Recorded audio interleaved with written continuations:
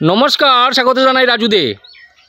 आज के आसलाम बरखलार लेबुर बंदे रेवेन्यू विलेजे। ये पिछने एक घर देखते पाच्छेन आमार पिछने जे घरटा आछे सेई घरटाते जे फैमिलिर मालिक सेई मामिली परिवारेर जे मालिक उनी कैंसार आक्रांत हयेछेन। अत्यंत गरीब नितान्त मजुरी करे उनी चलतेन, बागाने काज करे चलतेन। उनार एक छेलेओ किछुदिन आगे एक्सिडेंटे अंध हये गेछे।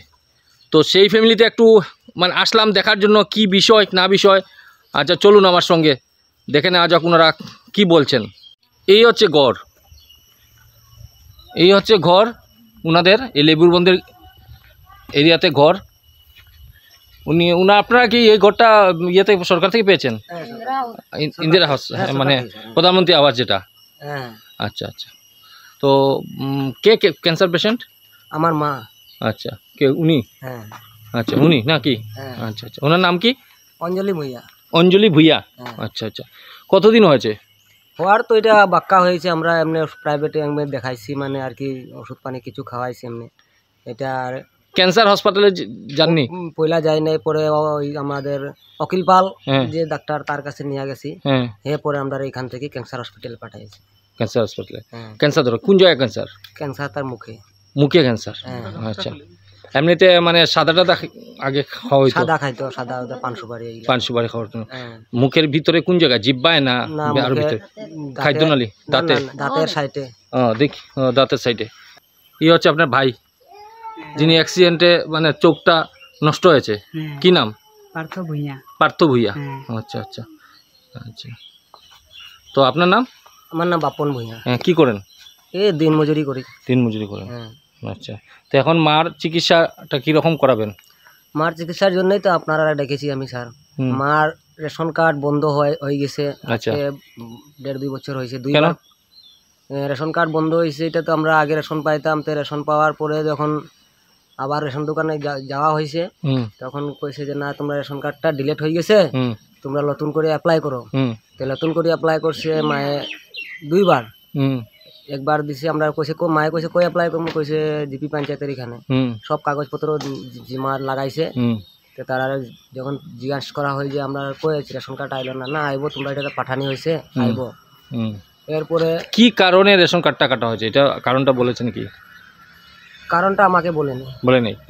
আপনাদের কি আধার কার্ড ওনার নামে আপনার মার নামে আছে? আধার কার্ড? হ্যাঁ আধার কার্ড আছে, ভোটার কার্ড আছে। আচ্ছা।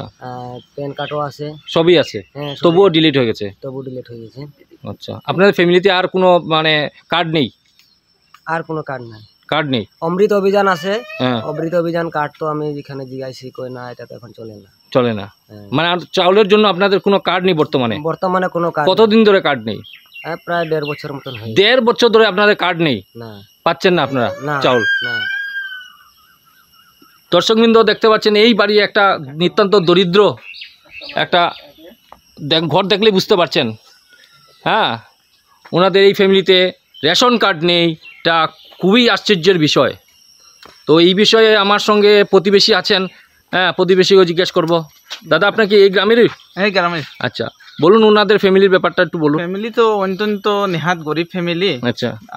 মা তো দিনমজুর আগে বাগানের কাজ করতেন, তো বর্তমানে তিনি রিটায়ার্ডও হয়ে গেছেন বাগান থেকে।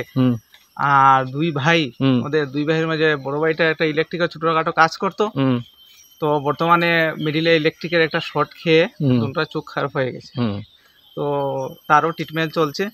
আর বড় ভাইটা তো দিনমজুরে কাজ করে। তো আমাদেরকে গিয়ে বলেছে দাদা কি করবো কি না। কোন রেশন কার্ডটা? আপনার 1.5 বছর ধরে মানে চাল পাচ্ছেন না, রেশন কার্ড নেই, তো ভবিষ্যতে কবে দেওয়া হবে কিছু বলেছে ডিলার? না ডিলারে কিছু বলেনি।